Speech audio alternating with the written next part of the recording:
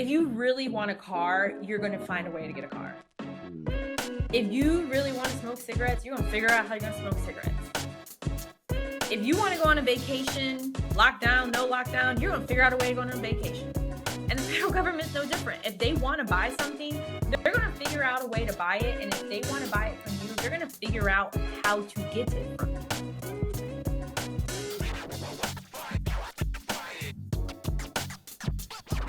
Welcome, ladies and gentlemen, folks and people, to the live edition of the Strategy and Leadership Podcast. Today, I'm joined by Kizzy Parks, who is the president of K Parks Consulting, Inc. and president of GovConWinners. Kizzy, what's happening today?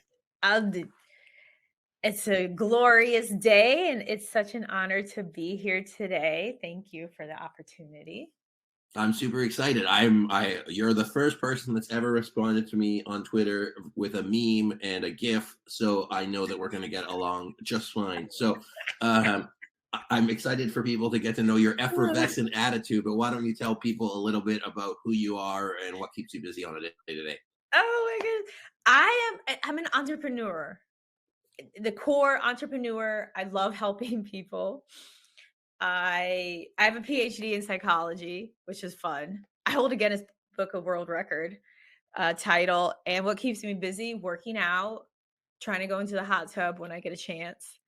And most importantly, ensuring that through my businesses, we continue to make the lives easier of the federal government, as well as help small business owners who are interested in learning how to win and find different profitable government contracts. So lots of fun things. Sweet, I love that. I thought it was very interesting that I was like, how do you have a psychology background and then are just I don't want to say raking it in from the government. That's not it, because you're providing a service, you're helping people do stuff. But how did that intersection happen? It's such a great question. So the last about 8 months or so, when I was finishing my dissertation at Florida Institute of Technology in Melbourne, Florida, in industrial organizational psychology, there was this opportunity at now Patrick Space Force seeking graduate research fellows. And I thought, oh, this is awesome. Many members of my family served in the military. It was a paid position. It was at the actual base. And I thought, well, this is a cool opportunity to kind of give back in my own way. Why not do this? And so I was selected and worked on different analytic research projects there. And I was like, okay, this is pretty cool. I had no idea. And so I realized the value that my degree and my passion and my entrepreneurial spirit really offered the federal government. And that is what really was the springboard to entering into this whole space of federal contracting. Sweet. The only other time I've gone through the process of trying to get on the GSA for the past year, and so I'm interested in the distinction between the GSA and federal contracting. And then one of our past guests, shout out Peter Provenzano, he had like $50 million of government contracts, and it was just a game changer for his business. So for those that might not be familiar, why are government contracts important? Why are they why are they important, and how did that start shaping your future? And then we'll get into the nitty-gritty. Yeah, that's such a great question. And one is, they're important because you have to put your mind into kind of transplant it into the mind of those in the federal government, Department of Defense and non-Department of Defense. Just big picture here. So you have military, federal government employees, team members, service members, right? So you need more. You need more products, you need more services, you need more help. Just like with any business, what do they typically do? Maybe they call a temp agency. Maybe they contract it out. Federal government is no different. Hey, we need security. Let's contract it out. We need just for people's scope, how many federal employees do you think there are? Like, how big is this opportunity here? Dollar wise, it's over 500 billion. So over $500 billion is typically spent every year with the federal government. We've been awarded over 60 million through our three government companies. So the opportunities are endless. Whether you're wanting to sell like pancake mix, you want to sell IT training, you want to offer how to train a horse, they buy that. They buy so many different products and services. The opportunities are endless because you're there to provide a solution. Hands down, Mm. you're there to provide a solution. And so they're very eager for that additional help. And then they also know you're a contractor.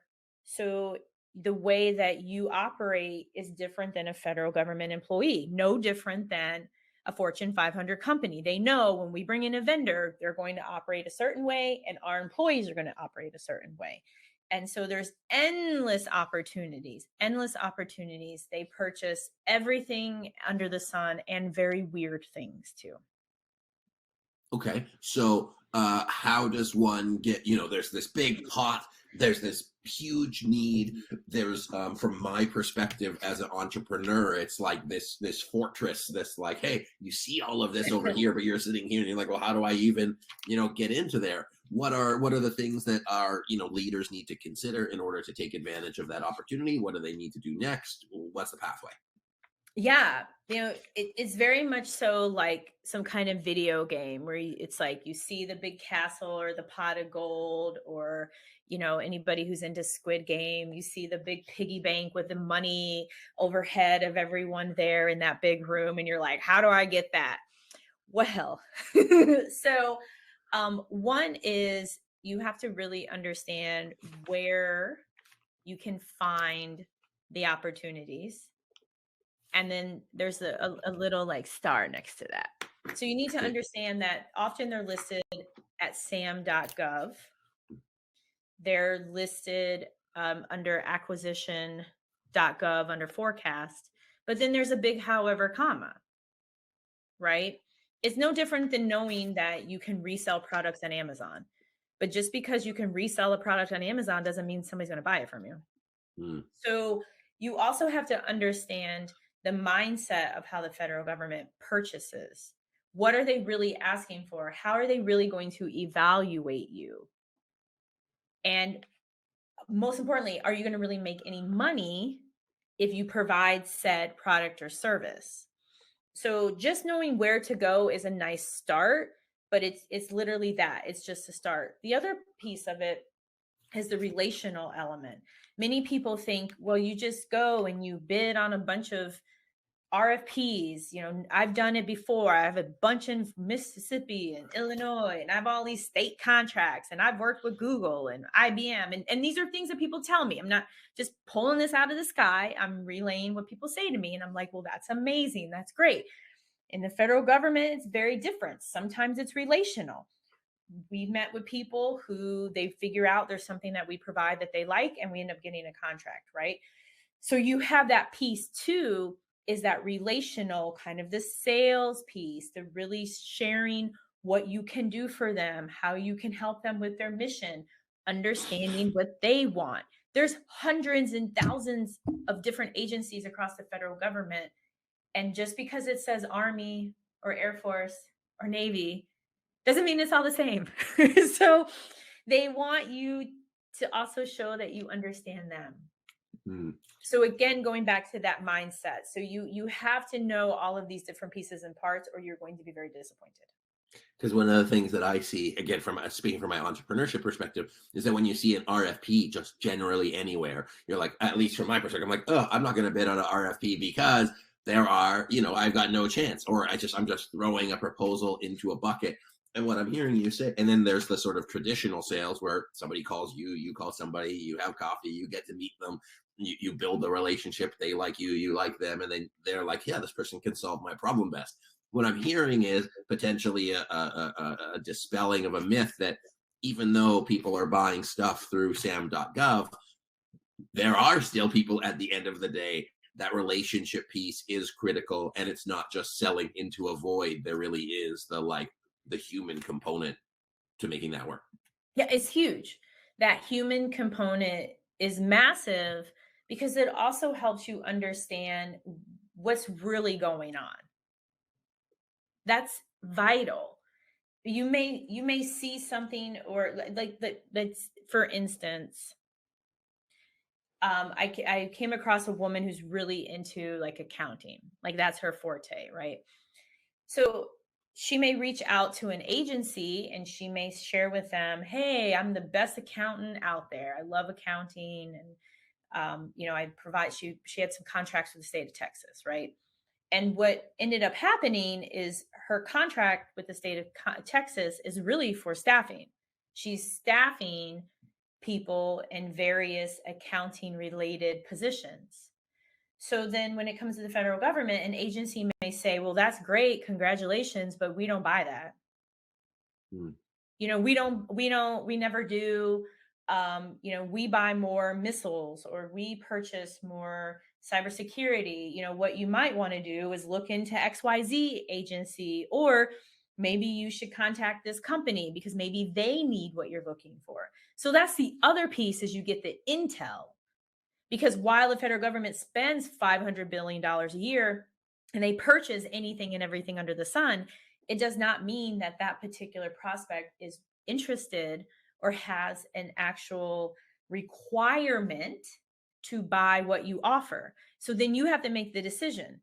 Okay, do you then go where people, potential prospects are that want to purchase from you, and or do you maybe pivot or expand to see, well, what are you guys looking to buy? Is it Mm. something I could potentially offer to you and still make a nice profit off of it? Hey, sorry to interrupt. It's Anthony here again. I just wanted to let you know, if you're enjoying today's episode, I'd love it if you could give us a review and a comment to let us know where you're listening from. It means a lot to us. It helps us with the algorithm. It also helps us get into the hands of more people so that we can keep bringing great guests onto the show. So please do that. Also, if you or your team are planning a strategic planning offsite coming up, please reach out to us. We'd be happy to see if we're a fit to facilitate, to support you and your team getting on the same page and getting clear about where you want to go. So you can visit smestrategy.net or click the link in the description. We'd appreciate both of those things. And now get us back to the episode. Yeah. So from a company perspective, because, sales strategies, growth strategies, entrepreneurs, all of that stuff, they have to make choices and trade-offs.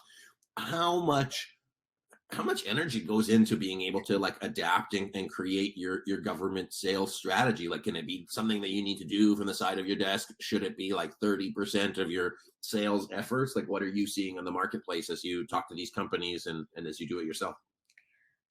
I would say it's got to be at least 80%. 80% of your time really needs to go into sales and marketing, unless you already have an existing federal government client, because that's a different conversation. That's more about what's called growing the contract, client relations. That's a whole different conversation. But for those of you where you're like, "I've never had one before, what do I do?" 80% of your time, because there's a quick way to get one, which is through partnering with someone or finding a company. Like, for instance, for us, we were contacted, someone needed help. They have about $1 million at stake. Now we're involved in this. Hmm.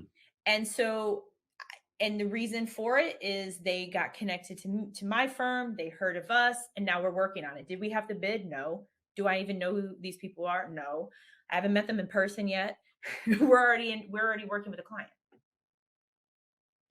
And so that's something just to keep in mind, that value add, the importance of the relationship, and just know that, you got to put in that 80%. And so why did all that happen? I wish I could say it's because I'm so amazing and have beautiful, curly hair here, but that's not why. It's because of all of the nurturing and watering and the sun to the seeds that have been planted over 10 years. But you can still do that without the 10 years, Hmm. right? You can still do that. Put in that time and energy, picking up the phone, emailing, connecting, responding to RFPs, putting out white papers, all these other things. But it takes a lot of time and effort. And here's why: because there's a lot of competition and we're talking taxpayer dollars. Hmm. And so it's no different when you go on Amazon and you're like, man, I need some black socks. Oh my gosh, I didn't realize there were 8,000 companies that sold women's black socks. And you're like, whoa, whoa, whoa. And you know that anytime you need some ladies' black socks or gentlemen's black socks, you can get them on Amazon. And the same is for the federal government. There's no shortage of federal government contractors out there. So how are you going to stand out? I don't know. Tell me how we're gonna. Yeah, you got to stand out by being present, and not present with, oh, we're so great, we have all these awards and all these amazing team members, right? You have to stand out by adding value, no different than what you would do on the private side. Value through your social media, through contacting them, through just the phone calls that you have with those, remembering information about them. Hey, let me just share something that just happened. Or, oh, I heard you're dealing with XYZ with COVID and the vaccine requirement. How is that just constantly in that kind of sales mode is so important, because they're used to, hey, we're so amazing, you need to give us work. And companies really say these things. Again, the things I'm sharing right now, I'm not making them up. It's not some fantasy. I've been doing this for over 10 years, been awarded well over $60 million in federal government contracts. And these are things that people do. People do and say the craziest things in this federal government space. It just blows my mind. Well, I wonder if it's, just because of I don't know, like a privilege or an entitlement, or because it's taxpayer dollar. But how I'm sort of relating this, because if you look at I think about it from a sales perspective, and you have 1,000,001 different sales channels and different customers that you could go to. And at the end of the day, the government customer and the public sector customer or private and public sector are no different. It's just to get to them to do the deal, they have to buy through a specific channel. If it's a private customer, it might be the ones that you meet through the golf club or the country club, or right. I'm not part of either of those, but that's like the sort of the gateway. The people are the same on the back end, but the gateway of procurement happens to be these contracts. And then you have, more or less competition, but at the end of the day, the customer is the same, but they have to go through a different channel in order to procure. And then they have their own sort of pros and cons. Am I understanding that correctly? Yeah, you're definitely spot on. I mean, there's all different types of, rules and regulations, and it's interesting because I sometimes we get so caught up on that. Like, well, the government can do this if under 20,000, and then they can do this. And it's like us. If you really want a car, you're going to find a way to get a car. If you really want to smoke cigarettes, you're going to figure out how you're going to smoke cigarettes. If you want to go on a vacation, lockdown, no lockdown, you're going to figure out a way to go on a vacation. And the federal government's no different. If they want to buy something, they're going to figure out a way to buy it. And if they want to buy it from you, they're going to figure out how to get it from you. If they don't really want to buy it from you, they're going to do what we do. Oh, yeah, I wish we could do that, but we don't have enough money, or no, we can't use that. And we come up with excuses because we just don't want to say no, we don't want to buy from you, right? We want to be nice. And so the government's the same way. Oh, yeah, we have to use the XYZ contract vehicle. I'm so sorry. Yeah, because you don't really want to purchase from me. Understood. Understood. Okay, I got that.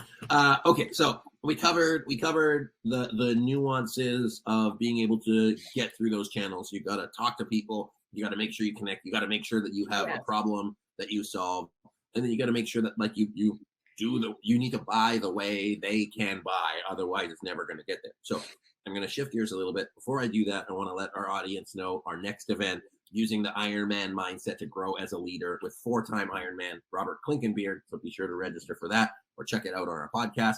Kizzy, you've been doing this for a while. What gives you that Iron Man, Iron person mindset as you move forward? 10 years, 13 years in running. What jazzes you up? What keeps you hype about doing the work that you're doing? Because of the missions that we're part of. Okay, tell me more. It's the missions. One, we support the USDA. Mission to keep us free from foodborne illnesses. Making sure you don't die when you eat food. Okay. That's a huge mission. That's a huge mission. I mean, because you think about it, there have been lots of little outbreaks. And so it's a huge mission. We work with FDA is one of our biggest clients to make sure that the vape products that you purchase basically are not harming you. Hmm. It's Okay. another amazing mission to be connected to. We work with agencies, with Air Force, Navy, Army. And so it's just great to know that the seed that I planted so long ago, that my amazing team of over 50 people are having such an impact across the world. Across the world, everything that they do, it's value added, every single thing. And that's what keeps me going. And then I think about my team. I think about, one of my team members, she had, I think, one child at the time and now she has three. Or one of my team members is getting married and just recently bought a house and he's been with me for almost 10 years. It's just really cool things like that too, where you see both sides. You see how excited the client is and how we've changed their lives, how we've made their lives easier, how I've made my team's lives easier. And that's what I'm all about, making lives easier, period, hands down. It keeps me jazzed up. It's a cool space. And I just really strongly encourage everyone to at least explore government contracting. I got that. So as you've grown your team, your background in psychology, background in motivation, how have you found to inspire your team? What are the things that you do? I mean, you've talked about it a little bit, but what keeps them? Is it the mission alignment with your clients? Is it the freedom that you provide them as a leader? Is it for them to be able to be like put in a role to be passionate? What keeps them motivated and engaged in the work that you do? The culture and the fact that hands down it's about keeping lives easier. Period. A lot of people say things like we're about ethics and we don't operate like that. Make your life easier. You have an emergency, you need to take time off, we're going to make it work, right? If you need to work at home permanently, we're going to figure out a way to make it work. If you're unhappy in your position or you need to talk to somebody about what you're doing, like it's so to take away from this, it's number one, creating a culture where you are valued. You're valued. You're truly valued because we hear you, we listen to you, we respond to you, we reward and recognize you. The second thing is there's no disconnect between words and actions. This is how I am all the time. Sometimes maybe blonder, but I'm like this all the time. This is who I am. And so I've created this culture where many on my team, especially the core team members, they reflect portions of myself. So they don't have to worry about, oh, well, Kizzy said she really cares, but in reality, she doesn't. She said she's available, but she's not answering her phone, right? And then the third thing is they understand and they know that they are highly compensated and that they are very well taken care of. And we value them so much that even when team members go off and find magic elsewhere, they still stay connected. They may work on projects as a contractor. Many of them still keep the information on LinkedIn. Like they don't change it. And so why? Because we create this environment of being valued, being respected, and being heard. And they know that they're appreciated, not only by me and KPC or my other two companies, but also by the end client, because that's the other thing that's very important to think about in government contracting. They are primarily serving a federal agency via taxpayer dollars. So they have to satisfy them in addition to the needs at KPC. And so I know it's stressful. I know it's challenging from my experience as a graduate research fellow. And so I've been in their position before where you have so many people that you're answering to. And so that's what's been the biggest key to success. Cool.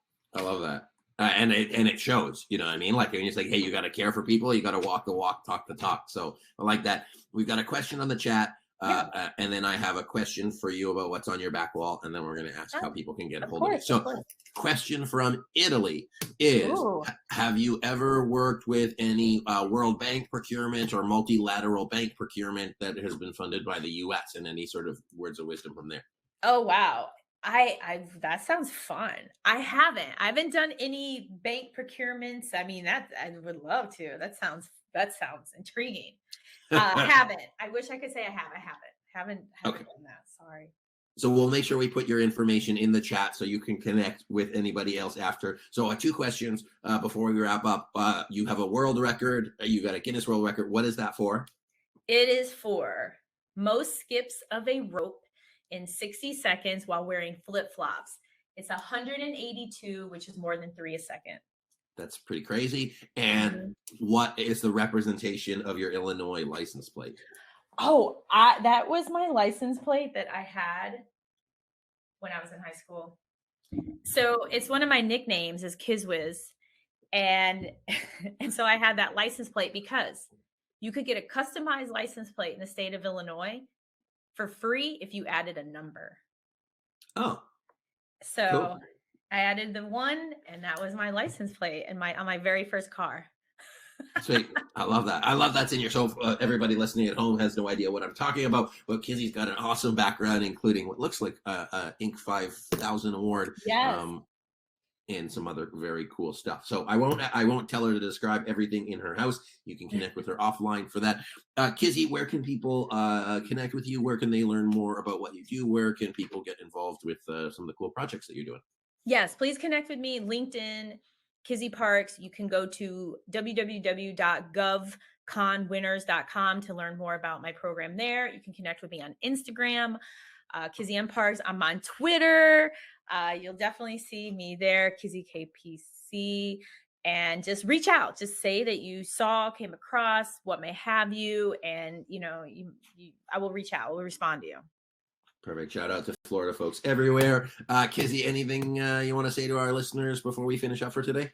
I always say everything is possible, hands down. Never in my wildest dreams did I ever think this is where I would be in my life. And so the same goes for you. Whatever it is that you're dreaming of, everything is possible, and don't let anyone stop you. Man, I love that. Kizzy, thanks so much for being here. I'm so glad we got connected one-on-one. I think it was a blessing for our listeners. I think it gives them a lot of tools. And beyond tools and next steps, it's about shaping how you think of supporting others, especially if you want to be able to get some government contracts, because you can't help others if you're not trying to help others. So it's That's obvious, so but let's do it. So ladies, gentlemen, folks, and people, my guest today, Kizzy Parks from GovConWinners and K Parks Consulting. Holler at her on the internet and be sure to connect. She's a gem. And Kizzy, thank you again for being my guest today. Thank you. I appreciate you. Awesome, everyone. Have a great day. We'll talk to you soon. Thanks for watching. Be sure to subscribe and like. And until next time, bye, everyone.